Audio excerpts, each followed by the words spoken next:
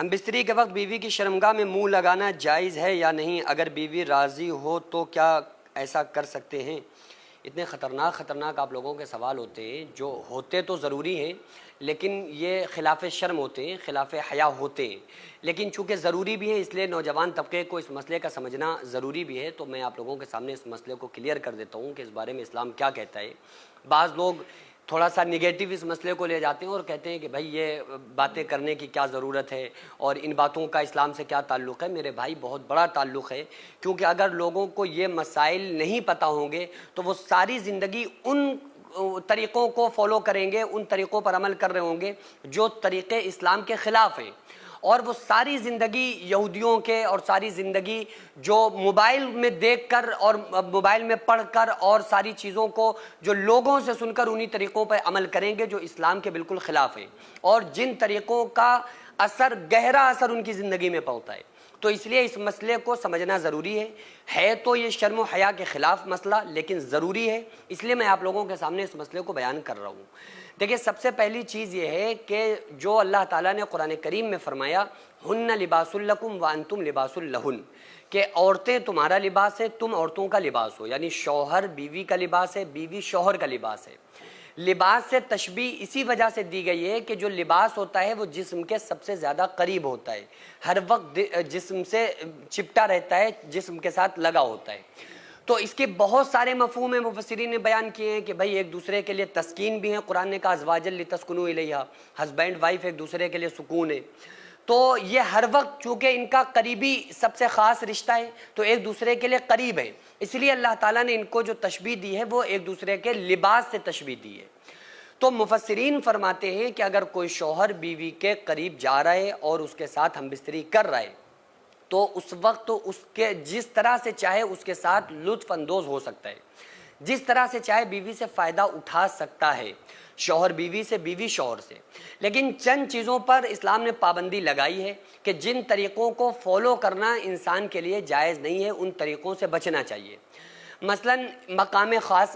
خاص کے علاوہ کسی دوسرے مقام میں اگر کوئی شوہر ہم بستری کرتا ہے تو یہ حرام ہے، جائز نہیں ہے۔ طریقہ آپ کوئی بھی اپنا سکتے ہیں، کسی بھی طریقے سے آپ ہم بستری کر سکتے ہیں، لیکن جو مقام خاص ہے اس مقام کے علاوہ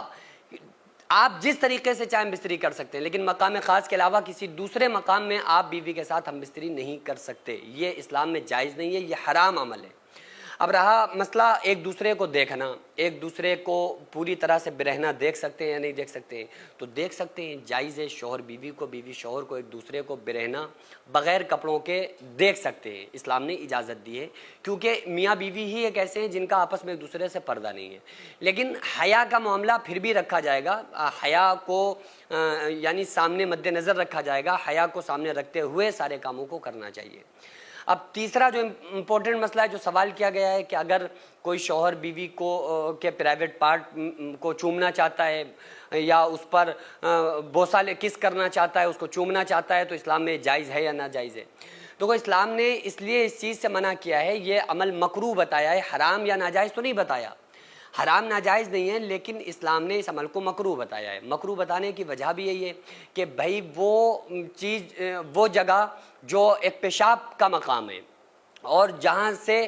جب عورتیں پیریڈ سے ہوتی ہیں تو بلیڈنگ کا ہونا، تو وہ نجاست کی جگہ ہے، تو نجاست والی جگہ میں پاک منہ ہوتا ہے جس سے ہم قرآن بھی پڑھ رہے ہوتے ہیں، جس سے ہم درود پاک بھی پڑھتے ہیں، جس سے ہم وظیفے بھی پڑھ رہے ہوتے ہیں، پھر اس پاک منہ سے جس منہ سے ہم یہ تمام آیات، ذکر و اذکار، وظائف پڑھ لیں، اسی منہ کو کسی نجاست والی جگہ لگانا اسلام نے اس چیز سے منع کیا ہے، روکا ہے۔ حالانکہ یہ جب تک جائز ہے جب تک کہ نجاست منہ کے اندر نہ جائے، اگر نجاست منہ کے اندر چلی گئی تو پھر تو یہ عمل حرام ہو جائے گا، لیکن اگر نجاست منہ میں نہیں جا رہی ہے، کوئی شوہر بیوی کو کہ نجاست والی جگہ شرمگاہ پر بوسہ لے رہا ہے، اس میں منہ قریب کر رہا ہے، منہ ٹچ کر رہا ہے، تو یہ جائز تو ہوگا لیکن پھر بھی یہ مکروہ ہے، یہ خلاف حیا ہے، یہ شرم و حیا کے خلاف ہے، کیونکہ جب ہم ایک بار فطرت سے ہٹ جائیں تو دوبارہ فطرت پہ آنا پھر بڑا مشکل ہوتا ہے، اور یہ فطرت کے خلاف عمل ہے، یہ غیر فطری عمل ہے، اس لیے اس عمل سے بچنا چاہیے۔ تو جس سانچے میں آپ خود کو ڈھالیں گے نا، اسی سانچے میں پھر آپ ڈھلتے چلے جائیں گے۔ تو اگر ایک بار اسلامی طریقوں پر آپ نے اپنے آپ کو ڈھال لیا تو پھر ساری زندگی انشاءاللہ پھر اسلامی طریقوں پر ہی آپ عمل کرتے رہیں گے، اور اسی میں پھر آپ کو اچھا لگے گا، اسی میں آپ کو اچھا فیل ہوگا۔ تو اس لیے ہم لوگوں کو اسلام کو فالو کرنے کی ضرورت ہے۔ اس ٹائم اکثر لوگ مسجد اور مدرسوں کو توڑنا اور گرانا چاہتے ہیں، تو ایسے میں ہمارا فرض بنتا ہے کہ ہم اپنے مسجد اور مدرسوں کو قانونی طور پر مضبوط بنائیں۔ اس سے پہلے بھی میں عرض کر چکا ہوں کہ ایسے میں ہم ایک ایسا اسکول پلس مدرسہ بنانا چاہتے ہیں جس میں بچے اسکول کے ساتھ ساتھ دینی تعلیم، حفظ، عالم کا کورس اور قرآن پڑھنا سیکھ سکیں۔ اتنا بڑا کام اکیلے بالکل بھی ممکن نہیں ہے۔ اگر آپ چاہتے ہیں کہ آپ کا پیسہ صحیح جگہ پر لگے اور آپ چاہتے ہیں کہ آپ کو اس کا ثواب قیامت تک ملتا رہے، تو پھر آپ ضرور اس مدرسے، اس اسکول میں تعاون کریں تاکہ قیامت تک اس کا ثواب آپ کو ملتا رہے، کیونکہ جب تک اسکول اور مدرسے میں لوگ پڑھتے رہیں گے، تعلیم حاصل کرتے رہیں گے، جب تک انشاءاللہ تعالی اللہ تعالیٰ آپ کو ثواب عطا کرتا رہے گا۔ اگر آپ چاہیں تو اپنے مرحومین کے نام سے ایصال ثواب کے طور پر بھی دے سکتے ہیں، تو اس کے لیے سب سے پہلے ایسی زمین کی ضرورت ہے جس میں ہم یہ پروجیکٹ تیار کر سکیں جو قانونی طور پر مضبوط مانا جائے۔ تو اس لیے آپ لوگ کوشش کریں کہ زیادہ سے زیادہ تعاون کریں اور بار بار تعاون کرتے رہیں تاکہ ہم اپنے اس نیک مقصد میں کامیاب ہو سکیں۔ یہ کوئی فراڈ نہیں ہے، دھوکہ نہیں ہے۔ آپ چاہیں تو آپ آ کر خود یہاں پر وزٹ کر سکتے ہیں، آ کر دیکھ سکتے ہیں کہ الحمدللہ کس طرح سے یہاں پر کام ہوتے ہیں، کس طرح سے دینی کام، ملی کام، قوم کے کام، سماجی کام ہوتے ہیں۔ خود آ کر آپ وزٹ کر کے اپنی آنکھوں سے دیکھ سکتے ہیں۔ تو اسکرین پر جو آغازیہ ویلفیئر سوسائٹی کا اکاؤنٹ نمبر اور اسکینر نظر آ رہا ہے، اس پر آپ زیادہ سے زیادہ تعاون ضرور کریں۔